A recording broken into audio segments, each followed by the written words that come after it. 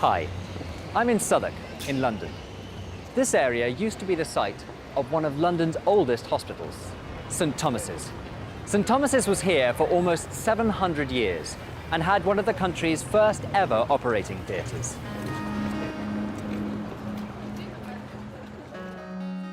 Have you ever had an operation?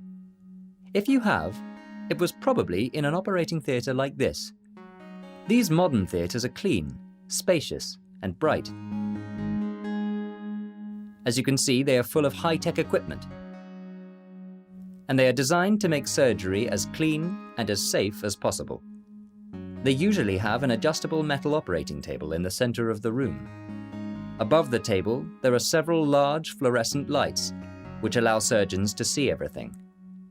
At the head of the table, there's an anesthetic machine, and around the room there are various monitors, measuring heart rate, blood pressure, and blood oxygen levels. But what about old operating theatres? What were they like? Well, that's why I've come here. You see, St Thomas's old operating theatre used to be in the attic of this church.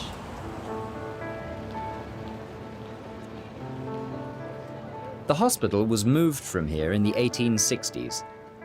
But when a historian decided to investigate the church's old attic, he found a large abandoned room containing some old-fashioned surgical equipment. Today, this room is part of the Old Operating Theatre Museum. The museum has been teaching visitors about the history of surgery for over 50 years. The first question many people ask when they come here is, why is it called an operating theatre? Well, the answer is simple.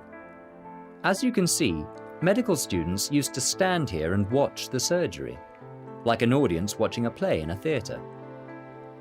During operations, the room was always cramped and crowded, and the bigger and bloodier the operation, the bigger the audience. Imagine how frightening it must have been for the poor patients. And they were usually quite poor. The rich had their operations at home, but the poor would tolerate the audience in order to receive surgery they would never be able to afford otherwise. The patient would lie on this uncomfortable wooden bench while the surgeon worked.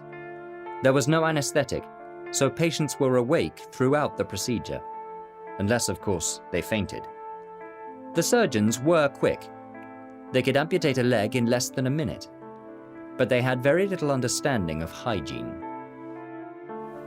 There were no antiseptics, and surgeons always wore the same coats, which were usually covered with blood from previous operations. They often used dirty instruments, which were kept on this old wooden table, and they rarely washed their hands. Below the operating table, there was a wooden box filled with sawdust or wood shavings. This collected the blood from each operation. But often there was too much blood, so in the end they built a false floor. The blood could be washed away and collected in the space between the new floor and the original floor. In such unhygienic conditions, it isn't surprising that patients often died during surgery. After the patient's death, their bones and organs were kept for further study. All of these practices seem primitive to us today, but without these techniques, we might never have developed the cleaner, safer procedures we have today. That's something we can all be grateful for.